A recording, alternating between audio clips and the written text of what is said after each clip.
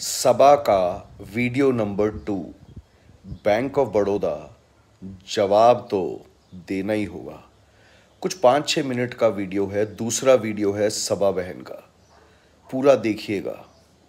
और अगर सबा बहन की इस प्रॉब्लम से आप थोड़ी सी भी सहानुभूति रखते हैं तो निस्संकोच, बिना शर्म के, बिना डर के आप इनका वीडियो शेयर ज़रूर करेंगे। जय जनता, ठोको शेयर। आइए वीडियो देखते हैं। Good morning. आम प्रेस के सभी दर्शकों को और जिन लोगों ने मेरा फर्स्ट वीडियो देखा उन सबको और जो लोग अभी देख रहे हैं उन सबको।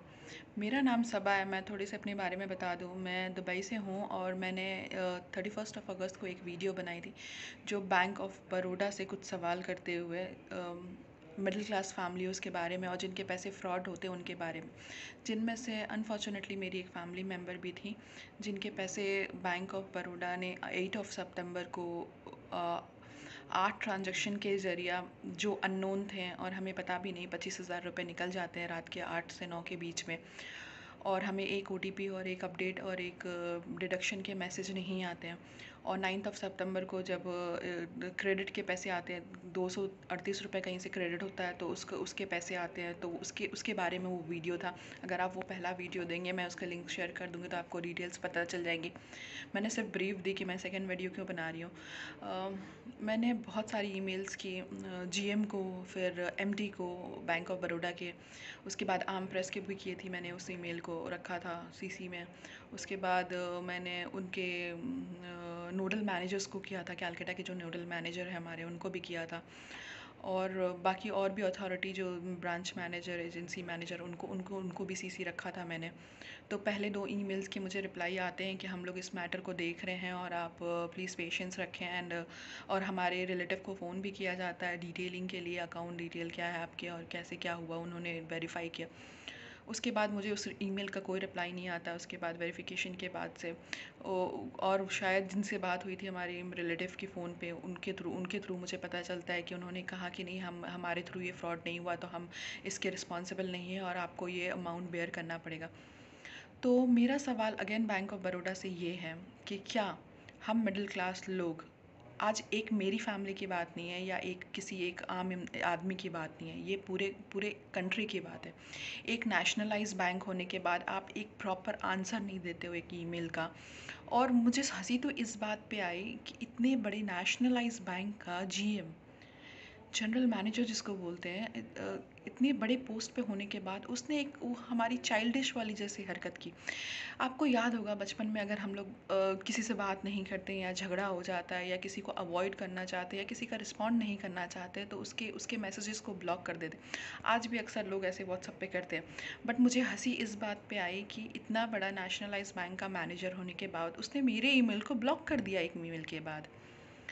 अब मुझे ये चीज़ समझ में नहीं आई कि आप एक पोस्ट पे नेशनलाइज बैंक के गवर्नमेंट अथॉरिटी होने के बावजूद आप ऐसा कैसे कर सकते हो। और इसको प्रूव करने के लिए मैं आपको एक अपना ईमेल का वो जो क्या बोलते हैं उसको, डिलीवर मैसेज का आता है, तो मैंने उनको फिर से एक नोटिफिकेशन डालने की कोशिश की सुबह, रिमाइंडर, एज अ रिमाइंडर के तौर पे, with added nodal manager and RBI officer as well. तो मुझे ये मेल आया कि आपका ईमेल आप GM की तरफ से ब्लॉक किया गया है। उसके प्रूफ के लिए मैं आपको एक स्क्रीनशॉट दिखाती हूँ। स्क्रीनशॉट नहीं है, ईमेल का ही एक है जो मैं आपको दिखाने की कोशिश कर रही हूँ। एक सेकेंड। ओके, अभी शायद आपको दिख रहा होगा कि GM.Crater Kolkata@bankofbaroda.com has been blocked,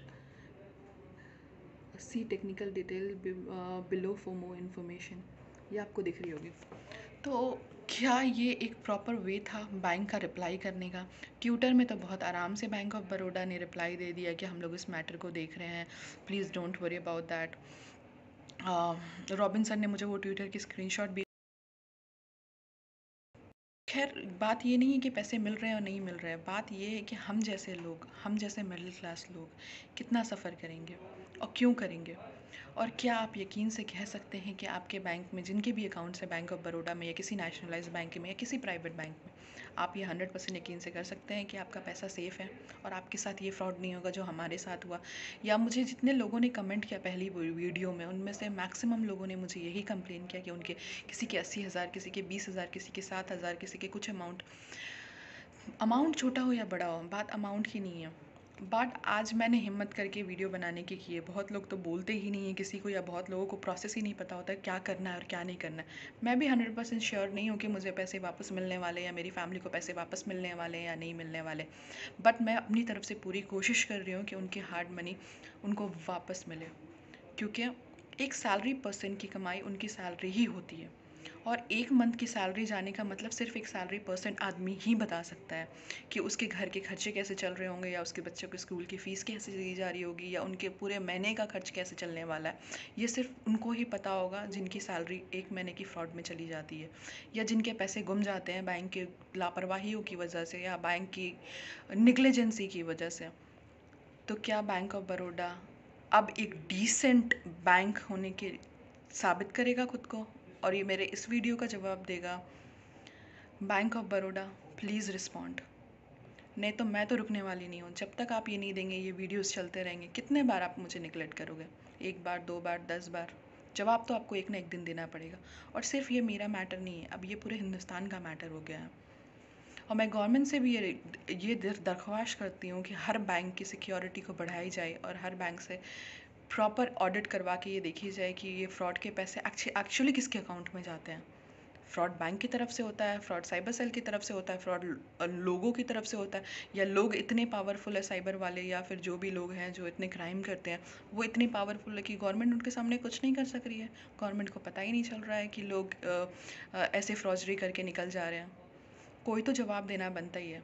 क्या आप सहमत हैं मेरी इस बात से? अगर हाँ तो प्लीज़ इस वीडियो को शेयर करें, क्योंकि जो आज मेरे साथ हुआ वो किसी के साथ भी हो सकता है। और मैं इस इंडिया में सिर्फ एक वाहिद इंसान नहीं हूँ जिनके साथ ये हुआ, ऐसे लोग हज़ारों हैं।